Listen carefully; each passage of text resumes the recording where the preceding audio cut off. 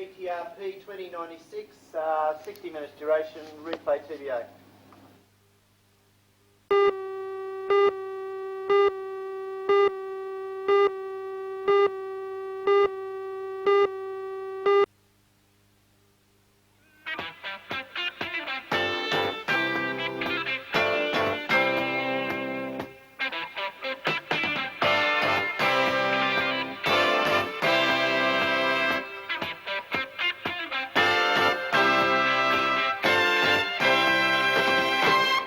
Good evening on this final night of 1977. Before the corks start popping and the parties get underway to see out the old year and ring in the new, we'd like to share part of your evening and take a look at the events which made the headlines over the past 365 days.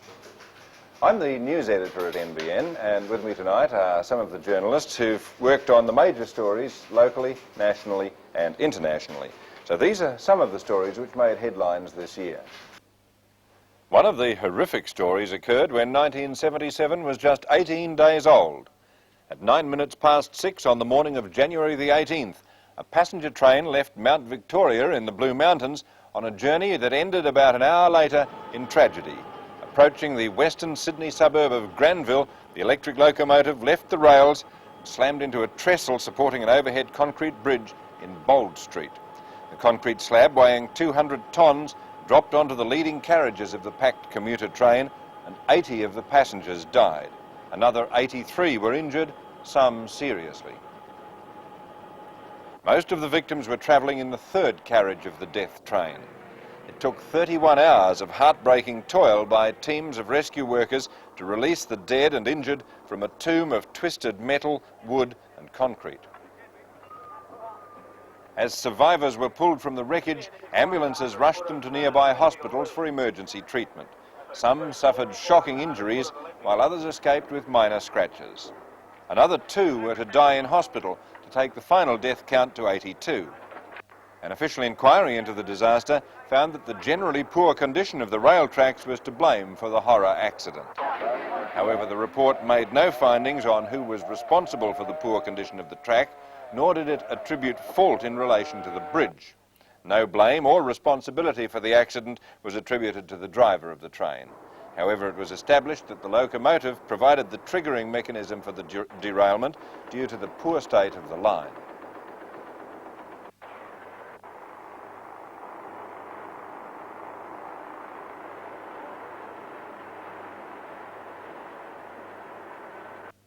Rail services in southwestern Korea were severely disrupted in November when a freight train loaded with dynamite caught fire and then exploded at Iri City Station. 60 people died and more than 1,000 were injured in the blast, which flattened hundreds of nearby buildings and started many secondary fires. Damage was spread over 70% of the city and hundreds were left homeless. And the type of disaster World Airline and civil aviation authorities had long dreaded occurred at Tenerife Airport in the Canary Islands in March. More than 550 passengers lost their lives when 2 Boeing 747 jumbo jets collided on the main runway in thick fog. Although many factors led to the tragedy, pilot error was found to be the major cause. Closer to home, it was violence which captured the headlines. We welcome back Ray Deneen with this report. Well, at the end of April, a policeman well liked by the community in the western parts of Lake Macquarie was gunned down at the Toronto Country Club. And a few days later, 2 of the dead policeman's colleagues were killed in a road smash. Later in the year, there was a daring breakout by 7 inmates from the Maitland jail. 2 policemen were met by a barrage of shotgun and pistol fire when they arrived at the Toronto Country Club to check out a burglar alarm. 36-year-old Senior Constable Douglas Eaton, attached to the Toronto station, died almost instantly when he was hit in the stomach by a blast from a shotgun at close range. His companion, Senior Constable Edwin Gill, 32, received pistol shot wounds to both thighs and a grazed head. The slaying triggered one of the biggest manhunts seen in the Newcastle area for many years. During the next 48 hours, more than 250 armed police, assisted by 2 helicopters, combed nearby towns and surrounding bushland for the killers.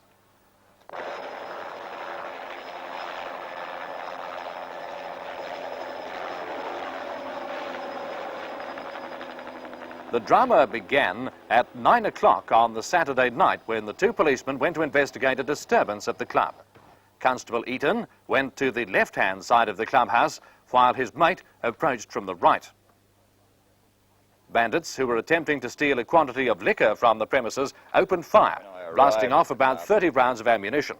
Shortly after the shooting, the club's secretary-manager, Mr. Fred Brown, arrived in answer to the alarm. Fortunately for him, car trouble delayed his arrival. He was injured, and he warned me not to travel any further closer to the club because there'd been some shooting. He then asked me to have a look for his mate, who I found round near our putting green, who was injured. After an emergency operation, Constable Gill told of his lucky escape from death. I realised that shots were being fired and I kept moving as best as I was able. How many times were you hit? 4 altogether, once in each leg, a slight graze on the left arm and a narrow miss on the back of the skull. Police swooped on a house at Kurrambong to the west of where the fatal shooting occurred and arrested 3 members of the one family. During their search of the house and yard, police uncovered a fortress where arms, ammunition and a large supply of food were stored. Charged were Nicola Glesick, 42, and his 2 sons, Wally and Danny. Midway through their trial at Newcastle Courthouse, all 3 men made a surprising move by changing their pleas to guilty for the murder of the policeman. The father and his 2 sons received life sentences.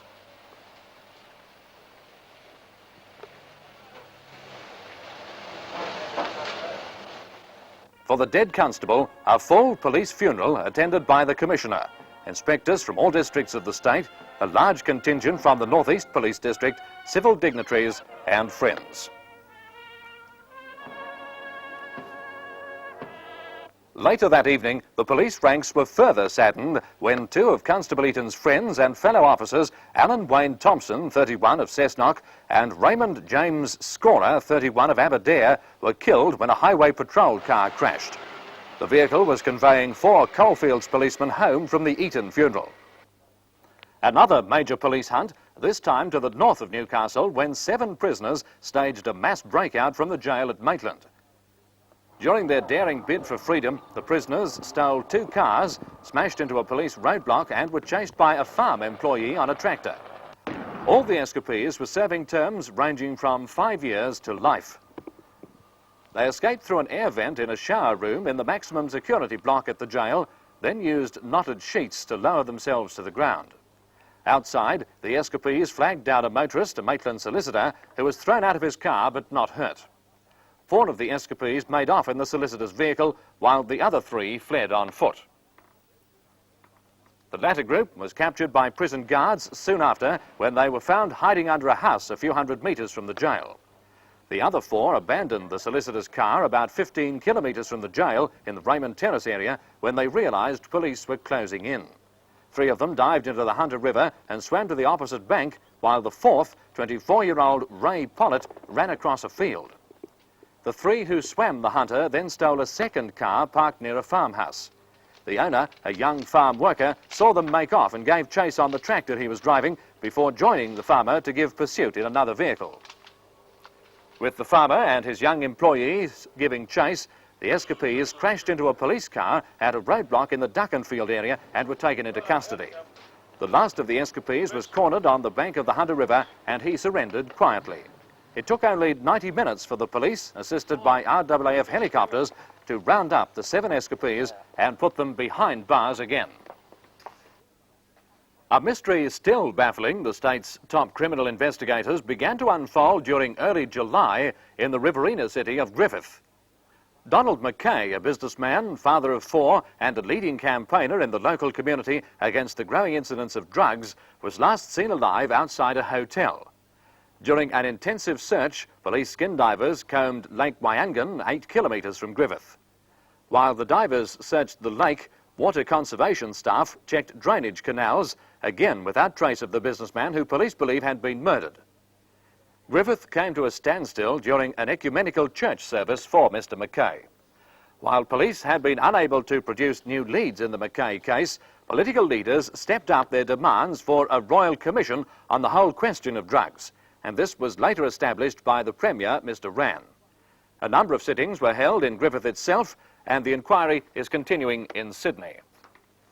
Police dramas overseas. The lives of nearly 200 hostages were at stake in Holland during the northern summer when South Malaccan extremists seeking independence for their former home in Indonesia hijacked a train at Glimmen and took over a school building at nearby Bovenschmilde in simultaneous incidents.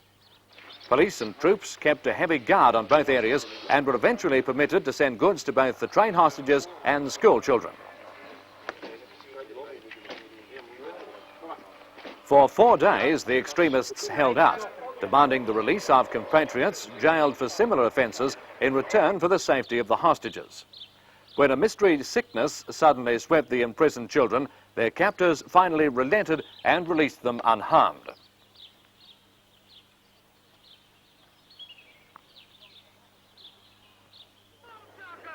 It was another 2 weeks, however, before the train hostages were released. In a surprise early morning raid, Dutch fighter aircraft made low-level runs over the train, startling and distracting the terrorists.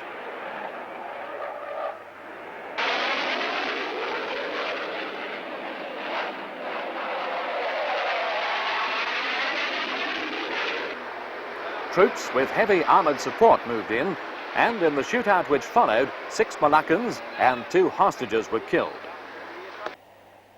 In October, a hijacked West German airliner finally came to rest in Mogadishu. The hijackers, 2 Arabs and 2 Germans, had demanded the release of a number of prisoners. West German commandos, with the cooperation of the Somali government, stormed the aircraft and brought 86 hostages out safely. The pilot had already been killed by the hijackers. All 4 hijackers died in the commando assault. Within hours, 3 members of the West German Red Army faction, sometimes called the Baader-Meinhof gang after its founders, were found dead in their prison cells in Stuttgart. The 2 men were shot and the woman hanged. They were all people whose release had been demanded by the hijackers. Sympathisers alleged that they had been murdered by the authorities. The authorities insisted that they had committed suicide. At the time, the Red Army faction was holding a kidnapped West German industrialist, Dr. Hans-Martin Schleyer. There were obvious fears that he might be killed as a reprisal. His body was found about 24 hours later. Another spectacular rescue of a hijacked bus in Nagasaki, Japan. 2 men, whose motive appeared to be ransom, had seized the bus at a petrol station. There were 16 people inside, and the hijackers told the police they could blow up the bus in 3 seconds. However, the police mounted a carefully planned assault, captured the hijackers, and dragged the hostages to safety through the shattered windows. Both the hijackers were wounded, and 1 died later in hospital.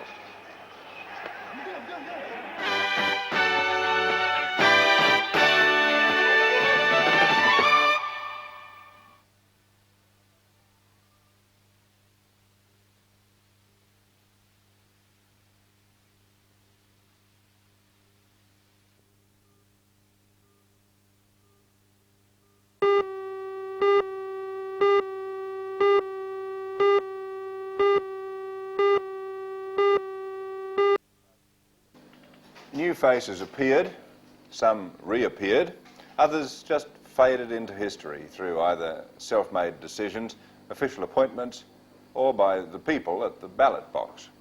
Former Queensland University Vice-Chancellor Sir Zalman Cowan was sworn in as the new Governor-General. He replaced Sir John Kerr, the man who made the controversial decision in 1975 of dismissing the Labor government which had appointed him as the Queen's representative in Australia. Tony Davenport has been looking at the local situation where new leaders were elected to civic office by popular vote. Tony? Alderman Joy Cummings was back as Newcastle's Lord Mayor after a 4-way contest by popular vote. She became Australia's first woman Lord Mayor in 1974, and she retained the position the following year.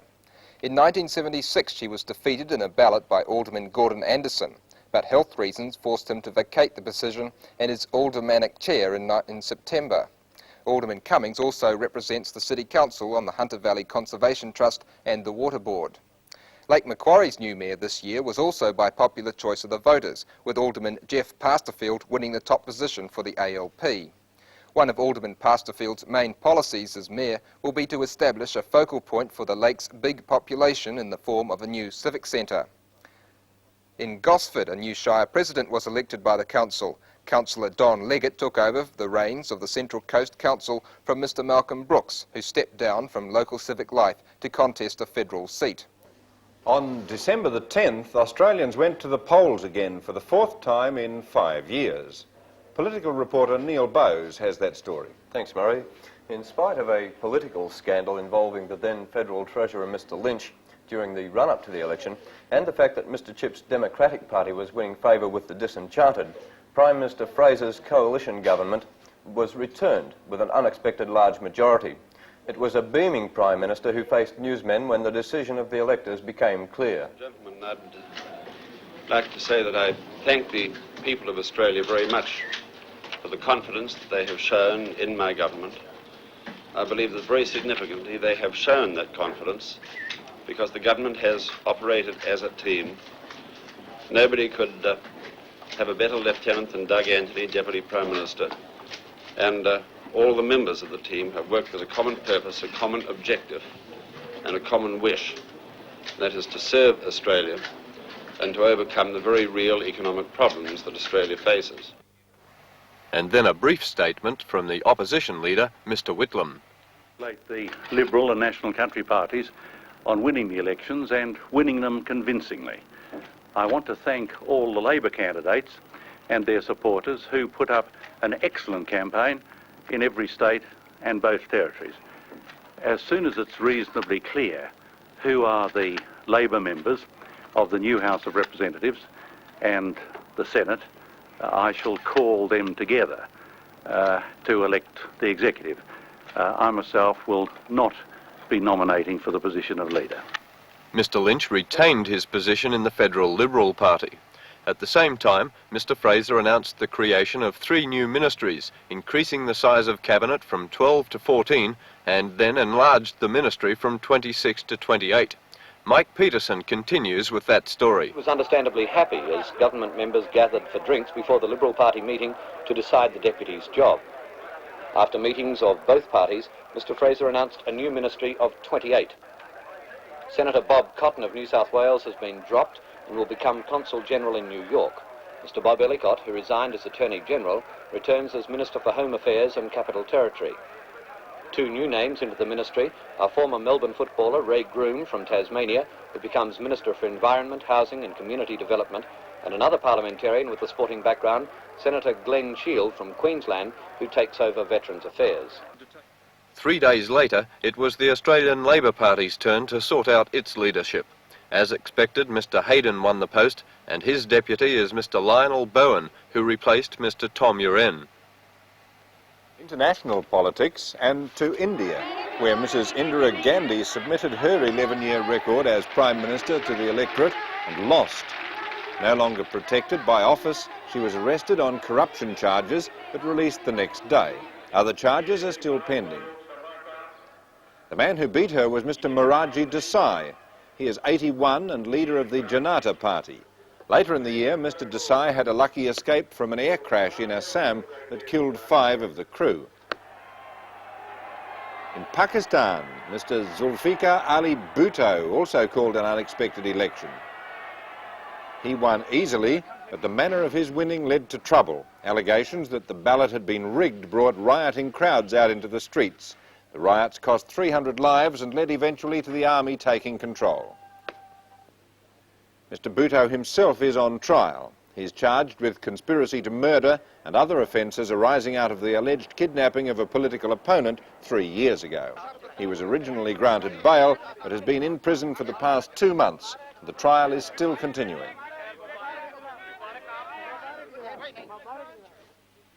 America's new president, Jimmy Carter, began his 4-year term. Solemnly swear I, Jimmy Carter, do solemnly swear that I will faithfully execute that I will faithfully execute the office of President of the United States. the office of President of the United States.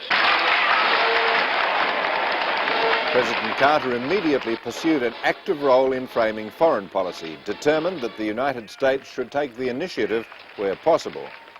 Despite widespread domestic opposition, he signed a new Panama Canal Treaty with General Torrijos. This provides for the United States to leave the canal zone by the end of the century.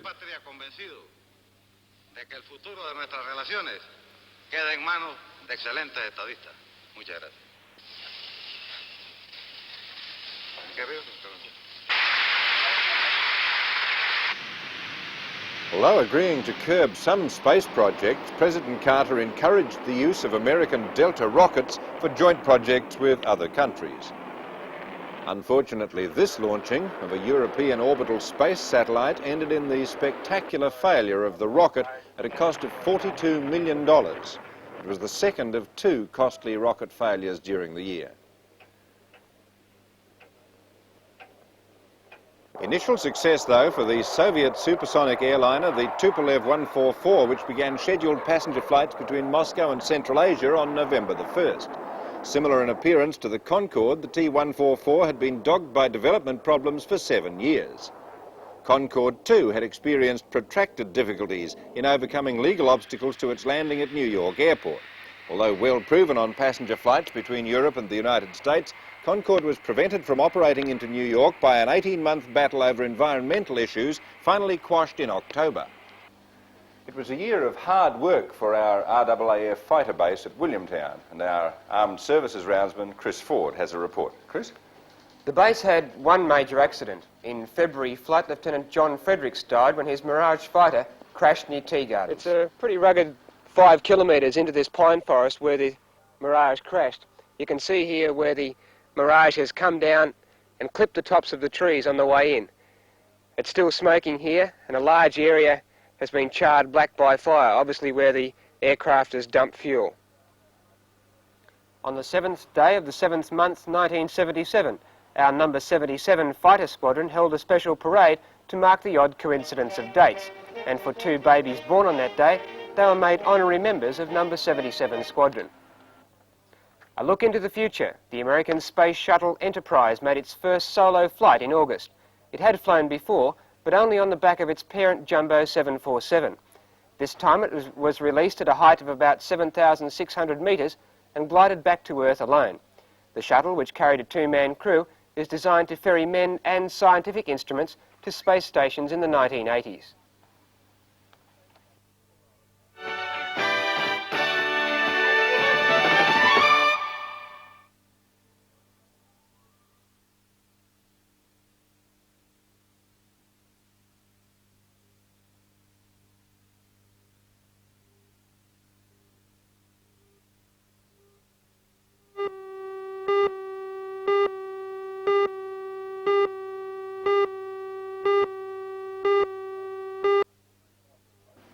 As well as the faces you see covering local events, there are also journalists who play a special role behind the scenes. Jeff Greaves supervises our news crews in their coverage of local events and also assesses the film stories which come into NBN each day by satellite. And then Mary Boddy, as sub-editor, is responsible for compiling each evening's news bulletins. And Mary's been watching recent developments in the Middle East.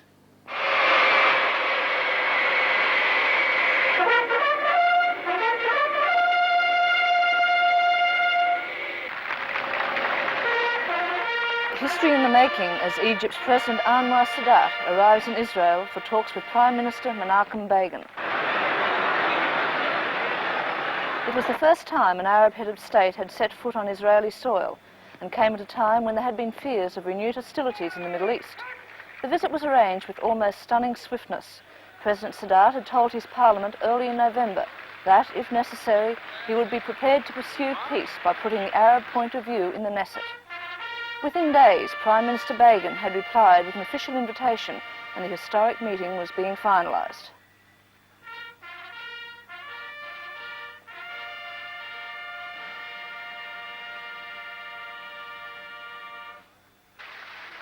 The day after his arrival, President Sadat attended an extraordinary session of the Knesset in Jerusalem.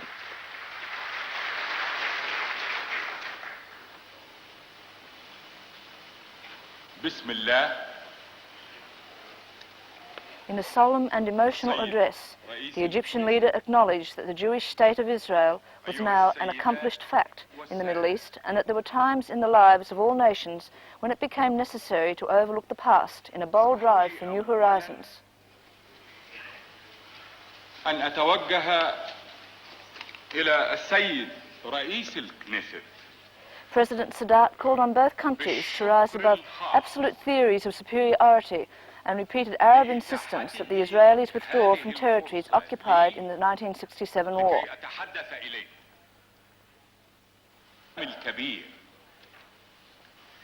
In his speech of reply, Prime Minister Begin accepted the huge risk President Sadat had taken in breaking with Arab tradition, which shuns all direct contact. In disregarding the already strong voices of disapproval of some other Arab leaders, President Sadat had, he said, graciously crossed the infinite distance between Cairo and Jerusalem. Mr. Begin also pledged his willingness to visit Cairo to negotiate the reconvening of the Geneva Peace Conference.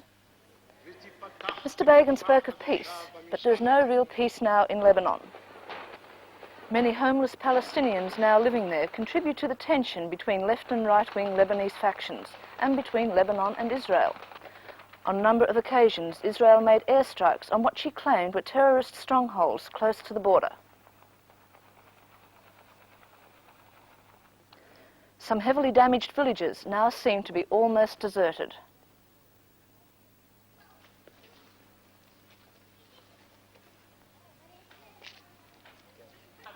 Violence inside Lebanon was at its worst in March, following the assassination of left-wing opposition leader Kamal Jumblat. And within 2 weeks, nearly 200 died in clashes between the Muslim and Christian communities. Retrenchments continued at the Newcastle State Dockyard. Our dockyard reporter Neil Bowes continues. The sacking started at the beginning of October last year, when the workforce there was 1,650. The number employed there now is 550. The last ship launched from the dockyard was the Selwyn Range, launched in March amidst bitter demonstrations from the yard's workers, who were angry about the government decision to withdraw support for the Australian shipbuilding industry. Well, the State Dockyard were unable to meet the requirement we asked of them in respect of strikes and disputations.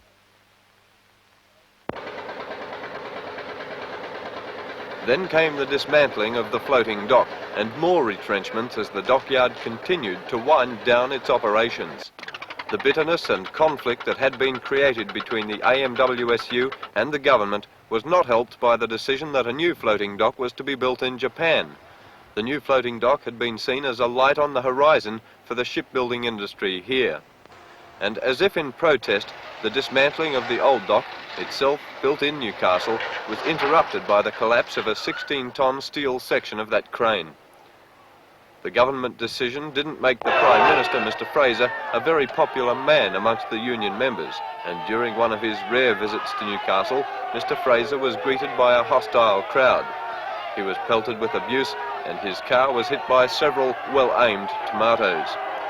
The new floating dock is due to arrive in mid-January, and in preparation for its work, 10 AMWSU fitters have been employed on a casual basis, giving the AMWSU and the dockyard management new hope in their efforts to revitalise the Australian shipbuilding industry.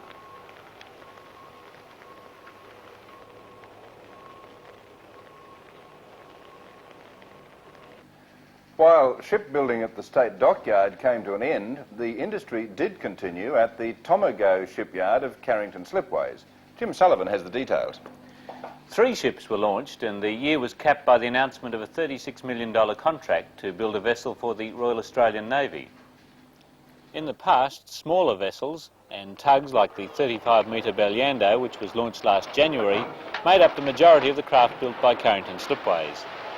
The second tug built last year was the 29-metre Charles War, which was launched early this month.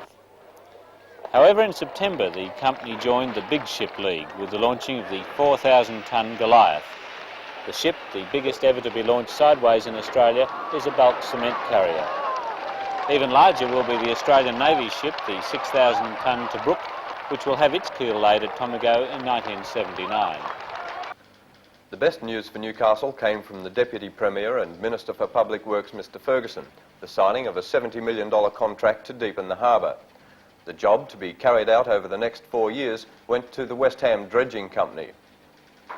Since May 1976, it's the imports and export of both coal, the export of coal and the import of iron ore. There's been a $1 a tonne. The government believes that we should operate in a user pay concept. The coal mines and BHP are going to reap the benefit of this deepening, so they're going to pay. Have you been given any indication whether these industries are going to improve their facilities at the wharf?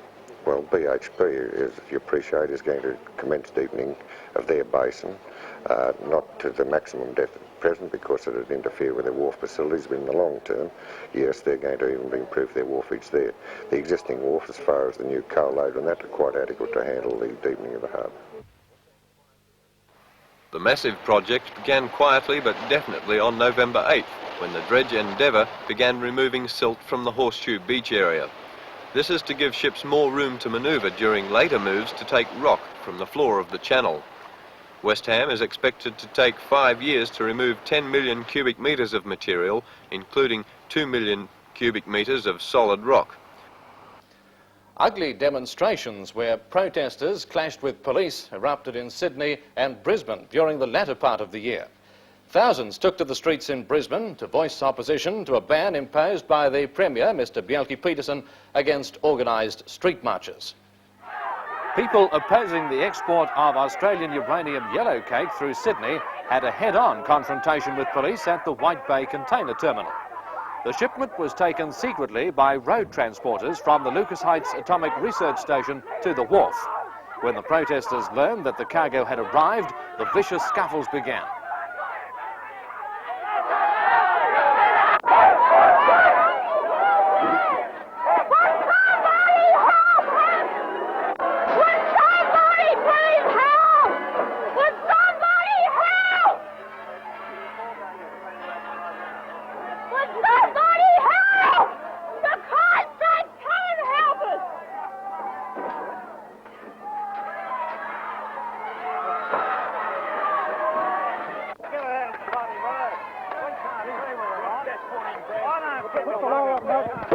It's off, mate. I'm stopped filming. I'll stop now. I'll put it off. Give me a chance, mate. Human rights campaigners had a busy year in many countries, but there were some rewards for their efforts. Soviet dissident Vladimir Bukovsky, who had served 4 years of a 7-year jail sentence for anti-Soviet activities, was released from prison and allowed to fly to the West. While in Northern Ireland, Mairead Corrigan was among recipients of the Nobel Prize for her efforts to promote peace. Member countries of the United Nations were also concerned at the prolonged human rights and racial difficulties in South Africa, where the apartheid policies of Prime Minister Foster seem to have gained an even stronger hold than in previous years. There was particular unrest among black students in Soweto. In August, thousands of African squatters were made homeless when teams of bulldozers and tractors demolished their shanty homes near Cape Town. Local authorities had taken action after declaring the buildings substandard. Bewildered families began to sift the rubble for possessions, but were later dispersed with tear gas.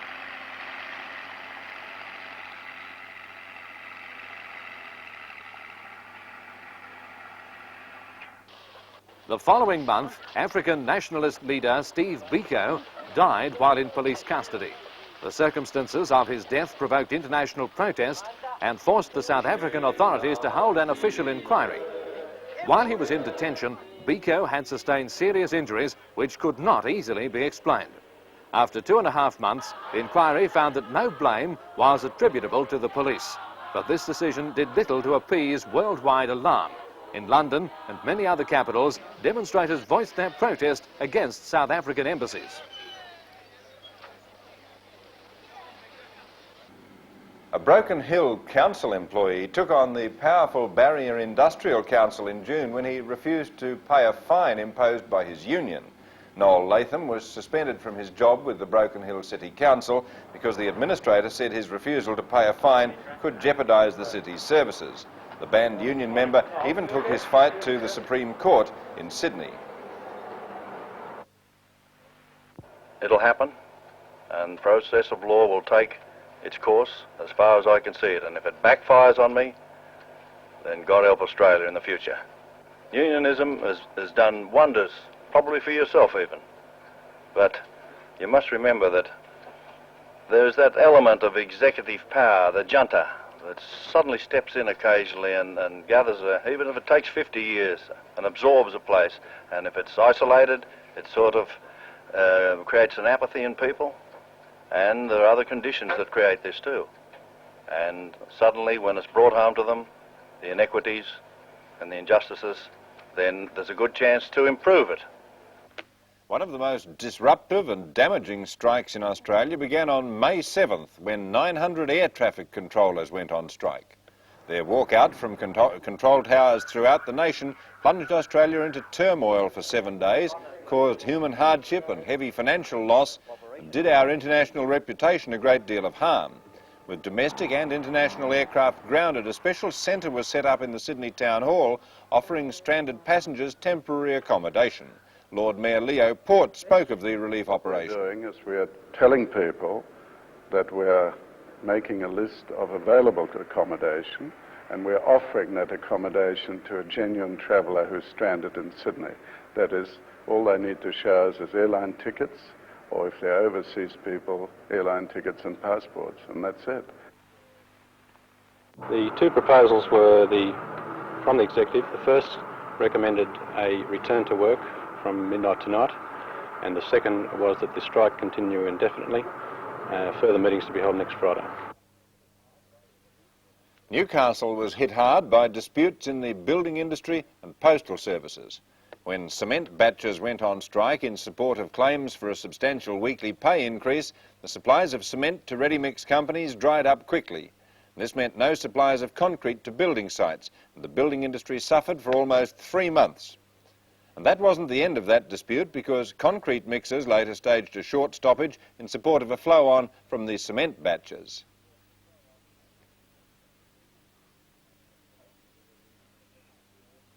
Postal deliveries were affected seriously for several months because of a dispute over private contractors picking up and delivering mail to the exchange at Broadmeadow, the first such centre to handle mail in country areas. Ironically, the dispute started before the exchange was even opened. Tied in with this dispute was a wrangle between the Postal Commission and the union over the exchange at Redfern in Sydney. The Commission said it hoped to phase out the centre at Redfern because of its bad industrial record and use exchanges in the country to sort mail.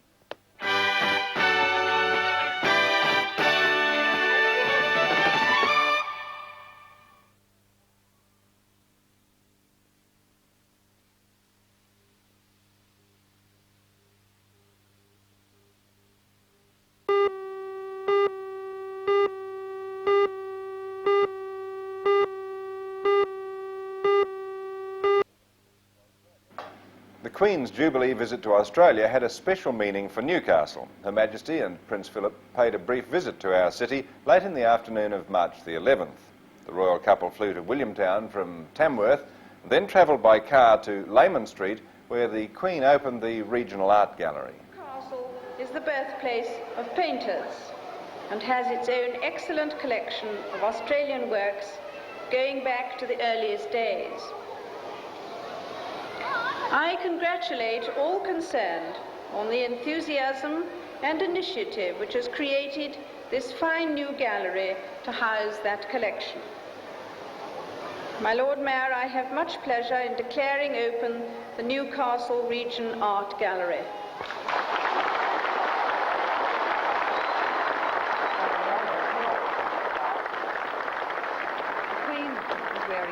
After a brief inspection of the building and its paintings, the Queen and the Prince crossed into Civic Park to talk to the people in one of their now familiar royal walks.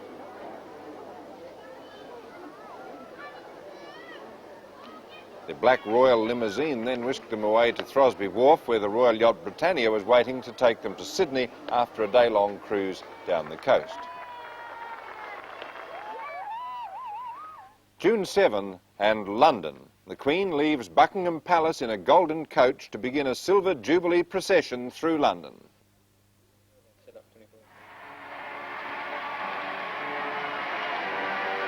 The procession was a highlight of year-long celebrations marking the 25th anniversary of Queen Elizabeth's accession to the throne.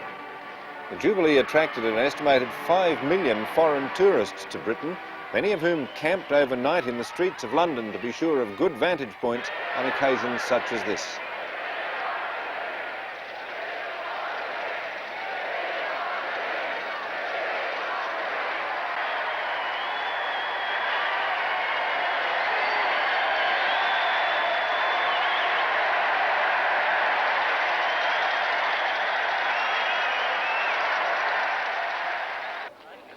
Commonwealth leaders, among them Archbishop Makarios, who died later in the year, held their 2-yearly summit in London to coincide with the Jubilee celebrations. The conference became preoccupied with concern over Uganda, where continuing reports seem to implicate President Idi Amin in acts of violence and murder. President Amin had been told he wouldn't be welcome at the summit, and he didn't attend. While the conference proceeded, Ugandan refugees were reported fleeing the country, particularly to Kenya. They took with them many reports of a sectarian purge by Amin's regime and of the suspicious death of Archbishop Lubum. For the first time, African leaders, especially President Kaunda of Zambia, gave their views of the situation. That man in Uganda is a tyrant, a dictator, a killer, an assassin, and therefore I have no respect for him at all. I condemn him in the same way as I condemn Smith, I condemn Foster, and any other tyrant in the world. 1977 should have been a year of great celebration for King Hussein of Jordan, who has now led his country for 25 years. But the death of Queen Alia in a helicopter crash early in the year cast a saddening gloom over Amman. Few neighbouring leaders were able to reach Amman for the funeral, but President Assad of Syria was among those present. This year also saw the deaths of many well-known people. Our report is from Bill Morgan. Yes, there were 2 in Newcastle and 1 in Sydney who were very prominent in public life, even though their spheres of influence were widely separated. Alderman Doug McDougall died suddenly from a heart attack. Alderman McDougall had been a member of Newcastle City Council for 27 years and was a Lord Mayor for 10 terms. He had been defeated in the local government election for City Ward 3 years earlier, but had been re-elected just before his death. He is survived by his widow, Edith, and they had no children. More than 500 people representing many civic, government, sporting, commercial and charitable organisations, as well as friends and relatives, packed St John's Anglican Church at Cooks Hill for the funeral service. The chief cartoonist of the Newcastle Morning Herald, Mr Les Lumsden, died at the age of 64 after a long illness. During his 30 years career with the Herald, Les Lumsden became one of the city's best-known identities. He was born at Abermain in 1913 and he left school to work in his parents' corner shop before going to Hustlers in Maitland. He also worked for Hustlers in Newcastle. Les joined the army during World War II and he served in New Guinea. It was in New Guinea that he realised his great potential as a cartoonist, and it was for his daily cartoons in the Herald, satirising current events, that Les will be best remembered by most of the people of Newcastle. The passing of a former Archbishop of Sydney, Cardinal Sir Norman Gilroy, aged 81, brought together 31 leading Catholic churchmen from all over Australia for a pontifical requiem mass at St Mary's Cathedral. Among the mourners were the Prime Minister, Mr Fraser, the Opposition Leader, Mr Whitlam, and the State Governor, Sir Roden Cutler, together with members of the Cardinal's immediate family. Along with the official guests were the church-going public, packing the huge cathedral to capacity as they farewelled Sydney's 5th Roman Catholic Archbishop. I love you all. I love those days. I wish they could come back. Those were the times we all enjoyed so much. Thank you. Thank you very much. Bing Crosby, one of the world's best-known singers, was one of several stars of show business who died during this year. His popularity on record and in films had seldom waned since the 1930s when he rose to stardom in Hollywood. But it was the king of rock and roll, Elvis Presley, whose death caused almost mass hysteria among the thousands of mourners who flocked to his mansion in Memphis, Tennessee. Dozens fainted in the heat and others were injured in the crush to view his body.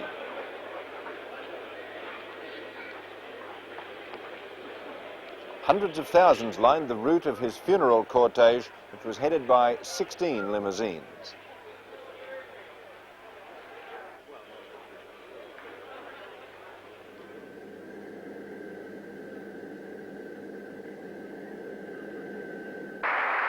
The death also occurred of Maria Callas, one of the most widely acclaimed concert artists of the century, whose soprano voice first took the opera world by storm in the late 1940s. In January, Bishop Ian Sheville of Newcastle became seriously ill and spent more than 2 months in a Sydney hospital. In August, it was announced that Bishop Sheville would retire. The Anglican Synod met in November and from a big list of applicants finally elected Bishop Alfred Holland of Perth to be the new Bishop of Newcastle. On the 23rd of November, Bishop Holland made a preliminary trip to Newcastle and said that his election was a challenge he still had to realise fully. I get the impression of a very strong diocese, very well organised, the workload clearly defined, and really without major problems. So what do you see as your first role when you arrive? Well, I think always the role of a bishop is to get to know his clergy and to make sure that their conditions of work are good, to assist in any way with their families, particularly their children. And I think that if a bishop builds up a good clerical family, that's his job, and then they in turn will look after the family of the laity of the church. Another important visitor was the Archbishop of Canterbury, the Most Reverend Dr. Donald Coggan, who was in Australia as part of the 150th anniversary celebrations of the British and Foreign Bible Society. The Archbishop's busy day at Newcastle began with an official welcome at the City Hall by the then Lord Mayor Alderman Anderson, and it ended at Christchurch Cathedral. After a fanfare, the Archbishop knocked upon the door of the cathedral and was admitted by Dean Beale. Waiting inside were 1,300 of the clergy and parishioners from the diocese of the special evensong.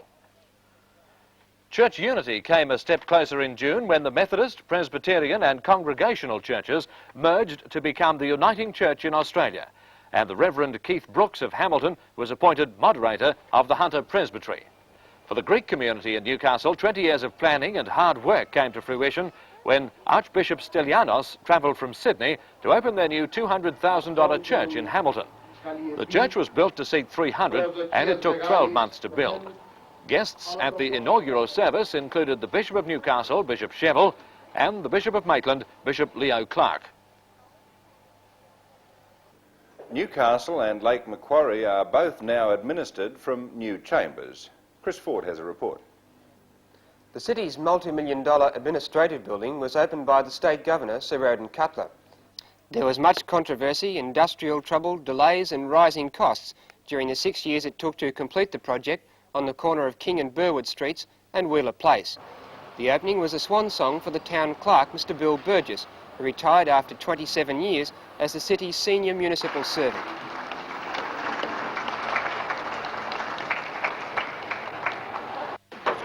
And this is the first time in approximately 40 years that all the staff has been in the one building, which obviously will lead to a better output and more contentment and efficiency.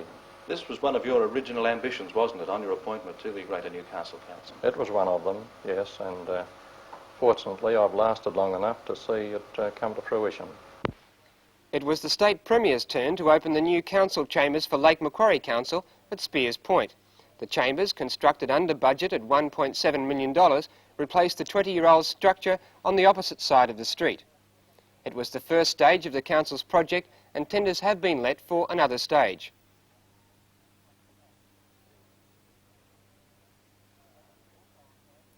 Mr. Rann was also on hand at the opening of 2HD's new studios at Sandgate. Earlier in the year, the old studios on the hill were demolished to make way for the ultra-modern premises.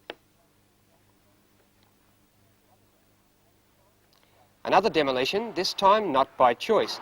The Orient Hotel in Watt Street, Newcastle, was damaged by a fire in November and was later declared structurally unsound, so it had to go. Better news, of course, for Ted Wotherspoon, who became the licensee of the Wallara Hotel at Catherine Hill Bay.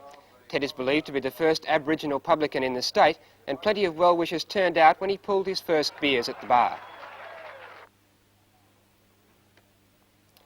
The Duke of Kent, one of Newcastle's best-known watering holes, closed in March. Tooth & Company has sold the building to the New South Wales Building Society. Tony Davenport's been looking at hospitals in the Newcastle area and on the Central Coast, which will have updated facilities in the near future. The new wing of the hospital at Wallsend is expected to be opened early in March. The extension, costing about $3 million, will accommodate 100 patients, and it will replace the former children's ward, which only had 25 beds. A new children's ward will occupy the ground floor, where parents may stay overnight. There will also be a physiotherapy and clinical section. The upper floors will be used as medical and surgical wards. Another hospital block, which is also expected to be opened in March, is at Maitland. More than $5 million is being spent on the complex to provide maternity and intensive care wards, as well as new boilers, which were commissioned last month. The extensions will also include a kitchen, cafeteria and storeroom. However, the building program won't finish here. There is a works program to continue over the next 4 years to make the hospital at Maitland one of the most modern in the state. Gosford Hospital now has a new children's ward, and work is progressing on an $8 million extension, which is expected to be completed by mid-1979. This new block will have 120 beds, an operating theatre, accident and emergency unit and ancillary facilities. The two-storey building will have a pedestrian tunnel to connect it with the present hospital. And while new buildings were going up, 2 of the older buildings in Newcastle were coming down, brick by brick. Demolition of the power station in Zara Street began last month, and it is expected to be levelled by next April. The land is worth more than $1 million, and the Electricity Commission will offer the site to the city once the materials have been removed. Newcastle City Council has shown some interest in the site, but negotiations with the Commission have so far failed to reach agreement. The City Council will also negotiate its option on the David Cohen warehouse site and an adjoining property in Bolton Street. Originally, the council wanted the historic building to be levelled, but a plea by the Environment Minister, Mr Lander, to preserve the facade has received sympathetic support from the aldermen. The council is now considering a proposal for a parking station and office block to include the front section of the former warehouse. However, one of Newcastle's historic buildings did become part of the public scene in the city. Bill Morgan reports. Renovations were carried out to Fort Scratchley with the aid of a $60,000 grant from the federal government. When it became clear earlier this year that the fort would be handed over to the city, the Maritime Museum Society lost no time in staking its claim. According to the president, Captain Hopper, the port's close links with the maritime history of Newcastle made it ideal for a museum. The hill originally was known as Beacon Hill because a coal beacon was lit there to mark the harbour entrance. In later years it was known as Flag Hill, and later still as Allen's Hill, after the harbour master's house was established there. In the early 1870s it was decided that fortifications were needed for Newcastle. The cottage, with those of the pilots further down the hill, were demolished. A lot of discussions were needed before the City Council agreed to accept the fort, and then the government decided to contribute to the cost of renovations. The grand public opening came as part of this year's Matara festivities, because the main object of the fort now is to act as a tourist attraction. And still on the Matara, it was a memorable occasion for 19-year-old Wallsend girl Leela Wodjick, and Robin Wade has the reason why. Leela was crowned the Matara Princess for 1977 by a past president of our sister city in Arcadia, Mr Charles Gill. Lady-in-waiting was Kathleen Muller and public choice winner Norma O'Sullivan. How are you feeling now? Well, I'm feeling a bit more relaxed. There were also festivities in Tea Gardens, Corindi and Maitland to mark centenaries. A tree planting ceremony marked a century of education in this tourist town. A huge crowd attended the colourful procession through Corindi to mark a century of service by 5 institutions in this northern centre. Plaques were placed at the sites of the first post office, bank, public school, police station and courthouse. Maitland has had a gas service for 100 years, and this milestone was celebrated in a quiet way. The Aberdare County Council, which took over the production of gas from a private company in 1958, still uses the original building in Maitland. And those to retire during 1977 included the chairman of the BHP, Sir Ian McLellan, who had served the company for 44 years. He paid a final visit to the Newcastle Steelworks and other local installations before stepping down in November. An association spanning 74 years with a member of the Scar family as head of the Hunter Valley Dairy Company at Hexham was severed when Mr. Tom Scar retired as general manager. He was with that company for 43 years. And another to step down was well-known stipendiary magistrate Mr. Clem Edwards.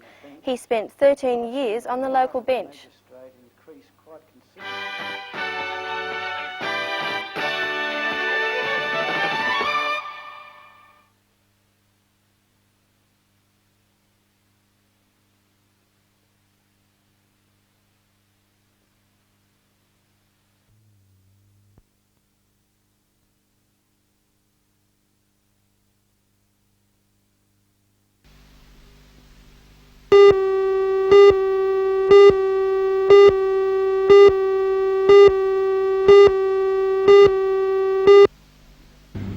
The year has been unkind to the people of the Blue Mountains west of Sydney. Some of their number lost their lives in the Granville rail disaster, and at year's end, tragedy struck again when dozens of homes were engulfed by flames in bushfires which burned through the area. Searing temperatures and a strong hot wind gave 800 men and machinery a fight for survival. A southerly wind change saved townships and enabled the weary firefighters to gain control of fire fronts after 3 days of havoc. During the emergency, 70 buildings, including 50 houses, were burned to the ground, thousands of hectares of bushland blackened, a 15-year-old girl lost her life, scores of people were injured, and hundreds of homes evacuated. Firemen collapsed from smoke inhalation, some suffered cuts and burns, and others were tottering with exhaustion as wave after wave of flames surged up the valleys. People were evacuated from homes or told to take special precautions in the smaller towns. In Springwood, plumes of thick yellowy smoke swept through backyards and around houses, reducing visibility at times to less than 2 metres. The flames licked along the ground, whipped by the wind, and sprang into trees in great bursts of fire. Fire brigade units, cement trucks which had been converted to water carriers, army trucks and ambulances moved quickly from point to point as house after house came under threat. The Hunter Valley also had its weather problems. 3 floods in as many months in the lower valley at the start of the year, and at the end of 1977 the area was gripped by drought. Chris Ford covered the flood stories. The major floods struck late in January and state emergency services and other volunteer personnel were kept busy over 4 days coping with the emergency. The level of the Hunter River at Maitland's Belmore Bridge was 10.4 metres at the peak of the flood. There were another 2 floods in March. The first at the beginning of that month was only minor, but it still damaged roads and crops. On March 25, the Hunter swelled again, reaching a top of almost 8 metres at the Belmore Bridge. To the man on the land, the setbacks were costly, with some farmers losing all their crops. Starting from scratch, the same farmers were faced with dry conditions and salting of the river. The valley's lucerne crops were virtually wiped out by a plague of lucerne aphids. Jim Sullivan has that story. The tiny insects were previously unknown in Australia, but in the past had destroyed crops in the United States, where aphid-resistant strains of lucerne were developed to stamp out the plague.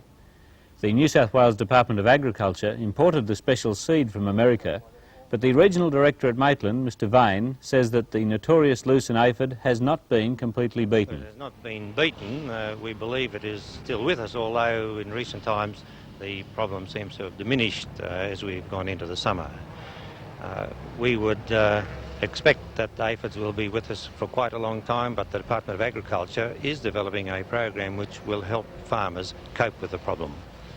And a familiar face during the news each weekday evening is our weatherman, Des Hart. Well, what kind of a year has it been weather-wise, Des?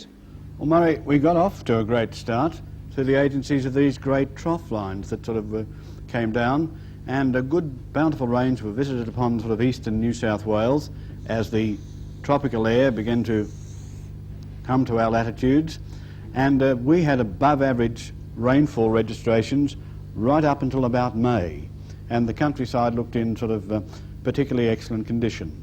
But then, as the year wore on and we got to about midway, the high pressure areas that normally operate on the 40th parallel became somewhat more north for track, and we had large highs sitting over us, and we had rather phenomenal sort of months like August, when we had 2 hours of sunshine above the normal for that time of year. It was actually the subsidence associated with the high, the downward flow of air, which kept our skies clear and unfortunately has persisted in its influence to make for drought conditions now throughout the entire of New South Wales and in other parts of the Commonwealth. But our own state is suffering particularly, and of course this has given rise to the extreme fire dangers that have brought about tragedy in the Blue Mountains and other parts about the coast. So all in all, Murray, it's been a worrying time, particularly for the rural industry. We can only hope for a reintroduction of some tropical air, perhaps on the wings of tropical cyclones without any structural damage, if we may. But generally speaking, we're dependent now upon this type of moisture getting down to latitude 33 to help a very parched valley. News is nearly always regarded as either tragic or depressing, but it does have its lighter moments, as Neil Bowes reports. In April, Chris Ford discovered the city's new administration centre was being undermined and developed a bad lean. Several hundred worried phone calls later, we discovered it was April Fool's Day. Then later in the year, ambulance officers at Cessnock were worried about their building. They thought it was haunted. A little bit sceptical about the ghosts, of course. Yes, well, everybody would be. I don't say I believe in ghosts, but like, well, everyone around here knows me. They know I can't tolerate stirrers. So, I say there's got to be something there.